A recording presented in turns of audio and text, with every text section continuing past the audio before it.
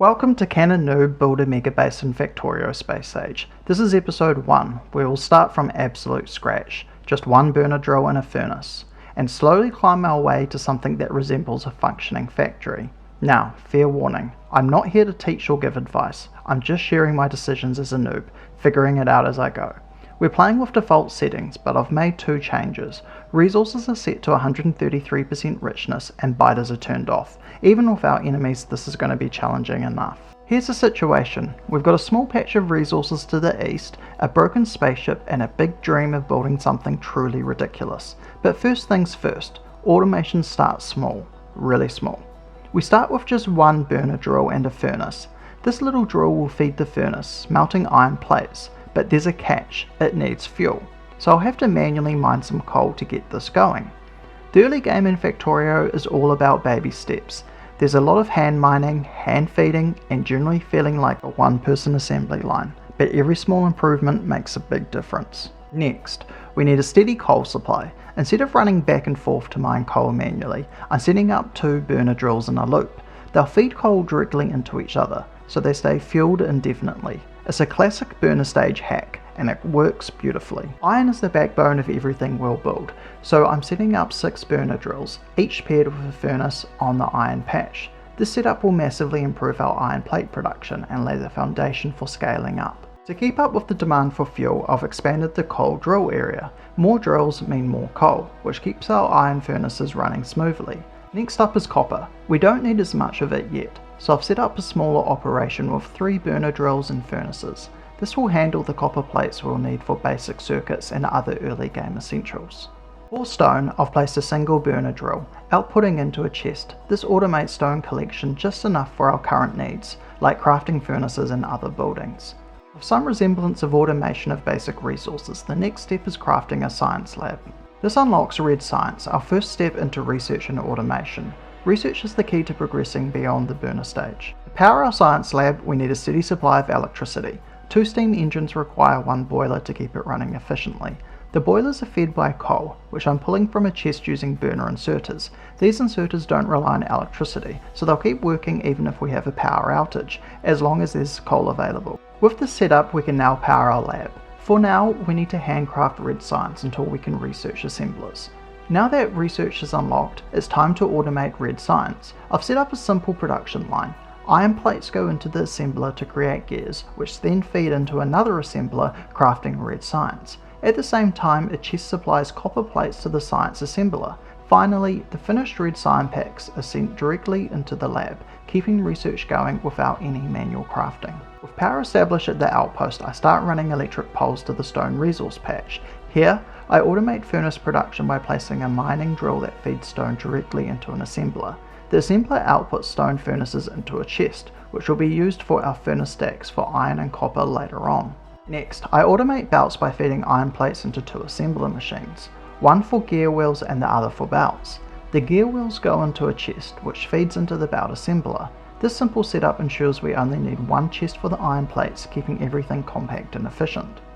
Now it's time to connect coal back to the electricity outpost using the belts we just automated. I place 2 electric miners on the coal patch and belt the coal back to the outpost, ensuring our power supply remains stable. Before setting up our furnace stacks, we quickly automate inserters since we'll need a lot of them for our smelting setup.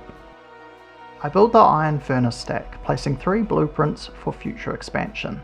Since most resources will come in from the left side of the base, I position the ore input at the top and the plate output at the bottom, feeding directly into the main bus. With the smelters ready, I place a little over 30 electric miners on the iron patch. This ensures a steady supply, even as some ore patches deplete over time. Next, I place the electric miners on coal and belt it around the left side and behind the furnace stack. This single belt will run through all 8 furnace stacks, supplying them with fuel. I send the iron plates down the main bus, setting up a clean foundation for future expansions. With iron in place, I set up copper miners and belt the ore around the left side, next to the coal belt, delivering it to the furnace stack. Finally, I connect the copper plates to the main bus, placing them 4 rows below the iron plates to leave room for future expansion. Now, it's time to automate science production, starting with red and green science, but first we need more belts. To keep up with demand, I set up belt automation off the iron section of the main bus, ensuring a steady supply as we expand. For red science, we're aiming for 1 pack per second. Since it takes 5 seconds to craft one, that means each assembler produces 0.2 red science per second. With the assembler's 0.5 speed multiplier, this drops to 0.1 per second, so we need 10 assemblers to reach our goal.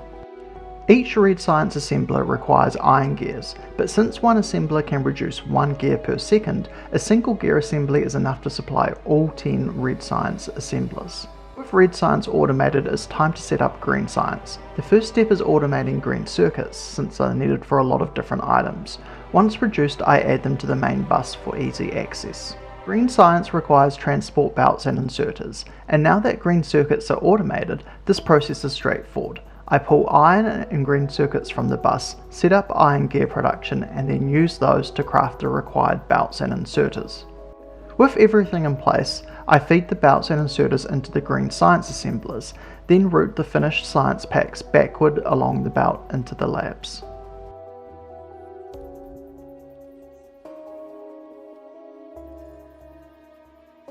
To stay ahead of our factory's growing power demands, I expand our electricity production by adding a couple more boilers and steam engines. Keeping power stable now will prevent slowdowns later as we scale up. Next, we need to start producing steel. We'll need it for engines, which will let us explore in a car, and for more advanced research down the line. I use a small iron patch near our setup to start steel production. The plan is to smelt iron ore into plates, then feed those plates directly into a second furnace stage to produce steel. To manage fuel distribution efficiently, I use underground belts to run coal beneath the long-handed inserters. This keeps the belt accessible for both iron and steel furnaces while ensuring a clean setup. Finally, we route the finished steel onto the main bus for future use. Unfortunately, I lost a bit of footage, but I'll quickly recap what we missed. First up, with engines automated, I could finally build a car and scout for future ore outposts. This was a game changer for exploring the map and planning ahead. Next, since my starting iron patches were running low, I set up my first train to bring in ore. This was my first time using trains, so I kept it simple. 4 wagons with a train head at either end so I could keep it on just one track without needing any signals. I also set up a balanced input and a solid unloading system to prepare for future demand. At the station Iron Smelting 1, which is my base, I added 2 conditions: all trains fully fueled and empty cargo inventory. This means the trains will stay here unloading ore until it's completely empty before heading back to the ore outpost to refill.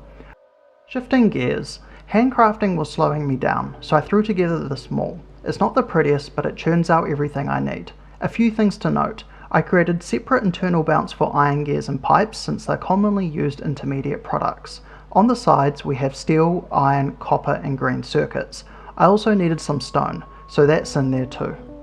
Now, let's dive into oil. This was a major step forward. Getting crude on the bus was the first step toward chemical science. Here's my crude oil setup. I belted the oil, added pumps and placed refineries. We also put water on the main bus, which is essential for later processes. Plastic was quite straightforward to set up. It just requires coal and petroleum gas, so we started with a small production line that can easily be expanded later. Sulfur wasn't too bad either, as long as you do the trick with the pipes to keep things flowing smoothly. With that sorted, let's move on to red circuits. I automated them using the plastic I just set up. Since copper wire isn't suitable for the main bus, I produced it on site. With that done, engine units were automated and chemical science was next. Chemical science wasn't too bad to set up. I just had to draw sulfur, red circuits and engine units from the bus. Now, let's bring the chemical science back to the labs and start some more research. When do we get bots? Oh, right, we need batteries and robot frames first.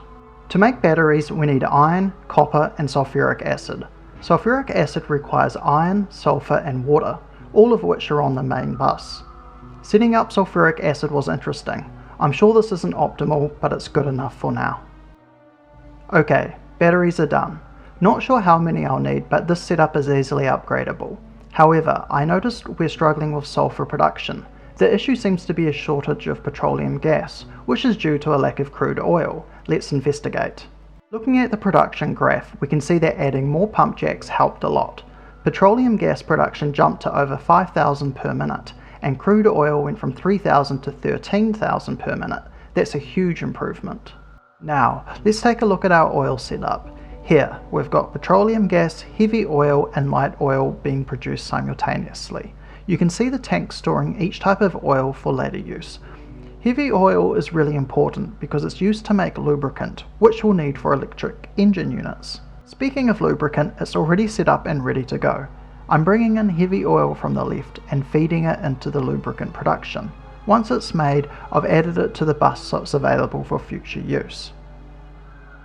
As for light oil, we're not using it for anything at the moment, so I've set it up to convert into solid fuel for now. This gives us a bit of extra fuel storage while we figure out what to do with it later.